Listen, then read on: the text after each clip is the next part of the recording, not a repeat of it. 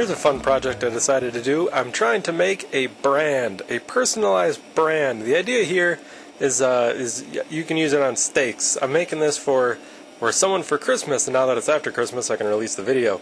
I plan to do this person's initials, and I'm forging it because I just got the forge running. So why not play with it a bit, eh?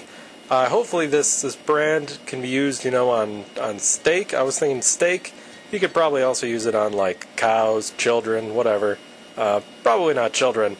Although the guy I gave it to, I heard him say after the present thing, tell his wife, "Hey, that brand is pretty cool. Which cheek do you want it on?" Yeah, she wasn't amused all that much. But I suppose, you know, branding might be better than, like, licking stuff to claim it as yours. You can just stick your brand on it. I don't know. Anyways, I'm forging this out of some steel bars. I think it's 1/8 inch thick and about 1 inch wide. Could be 1 1/4 inches. Not 100% on that. But the initials I'm putting in this are PDR. Sadly, the P does not stand for Paul. I do not grill steak very much. I have in the past. But, you know, the New York strip and stuff's a little out of the budget for me. I'm more in the pre-packaged Salisbury steak tax bracket, if you know what I mean. But what I did here, I basically forged the curves for the P and the R, the top parts, forged a bigger curve for the D, and then I was going to put a circle around it, you know. But I ended up not doing that, but we'll show that later. I'm forging with my aluminum bronze hammer. I cast this quite a while ago in an aluminum bronze alloy that I made. I think the head is a little over 2 pounds, about 2 pounds. But I'm going to forge a bunch of stuff, and eventually I'll review how the face has held up to all this abuse. Aluminum bronze is really tough stuff. You know, it looks like brass, but it's way tougher. But I've never seen anyone use it for a forging hammer, so I thought I'd give it a shot. That's in the future. I forged this brand at the same time I was forging the knife. Like, I would put the knife in the fire and pull the brand out, and vice versa. I cleverly edited the knife making video so that you wouldn't see this, just in case, you know, the gift recipient had taken a peek at that. Turns out he did, so it's a good thing I hid it. That railroad knife, by the way, gave that to the guy who gave me all of the railroad spikes. He seemed to think it was pretty sweet. Eventually I decided I'd keep some of the heat in. I tried stacking up some fire brick cutoffs. I think it worked. I don't know. I never really had trouble getting the thing hot to begin with. But what it did do is made it really hard to get the iron out of the fire when it was, you know, started to get like some twists on it and stuff. That was fun, I suppose. And yeah, my anvil's not attached. It's also not really an anvil. I'll figure that out later. So I don't have a horn on my railroad track anvil, so I thought I'd stick like a piece of tube in the vise.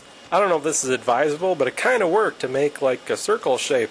Problem is, I made the circle way too small, and then I spent a lot of time trying to like make it bigger. I would like open it with pliers and then try to hammer it back into a shape, and it was very telling of how difficult forging is, even if it looks simple.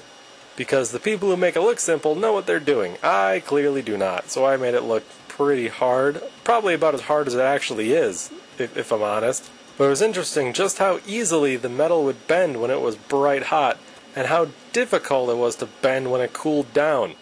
Even this thin stuff, you think you could just bend it with pliers, but no, it's pretty tough. Obligatory quench shot. Sizzly. After that, it was just time to trim it up. I made some of the pieces a little bigger, trim it up, and fit them together. At this point, you can see the issue with the circle.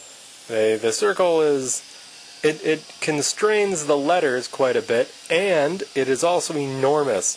It's a little bit too big. I decided to eliminate it because, you know, it's really just too big for all but the manliest of steaks. Maybe a huge T-bone it would fit. I don't know, but you ain't fitting that on a fillet. That's for sure. Except unless it's a huge fillet, I guess. Is fillet a manly steak? I really don't know. I always feel like T-bone or New York strip sounds more manly, but I'm not a steak connoisseur. I just know meat tastes good. Fun fact, I prefer my steak medium rare. I think if you buy a steak, why would you cook it till it's black? At that point, just eat charcoal. It's a lot cheaper than meat. So fiddling around with the grinder, eventually I got it so the letters kind of fit, and I thought they were nice. Cleaned them up, cleaned them up quite a bit, and then started welding them together. I just tacked them, and then I would run like beads along, and then after running the beads, I would try to grind them smooth, trying to keep them nice looking, nice defined edges and that kind of thing. Fun fact, you see when I'm welding, you can see little bits of like burning spatter, sparking and flying everywhere. Well, I happen to have one of those go straight up and fall right down into my right ear canal. Yeah, it was a bit chilly in the garage, but that's not how I wanted to warm up. It was probably the only time in my life when I've been like cold, chilly all around, except for one eardrum was very hot. It's very strange. I do not recommend. Cleaned them up with a grinder a bit more, and then I attached them together using another piece of bar. Kind of get a bar across the back to hold them level and kind of get them together, and then I attached a big rod to that. I kind of ground the bar a bit smoother to kind of match the outline of the things. But the bar there is pretty long. It's probably 1.5 feet, almost 2 feet long. I really didn't measure. It was just big. I did that so, you know, the brand gets really hot, and I wanted the end of the bar that you hold on to be like beyond burning yourself range, I guess.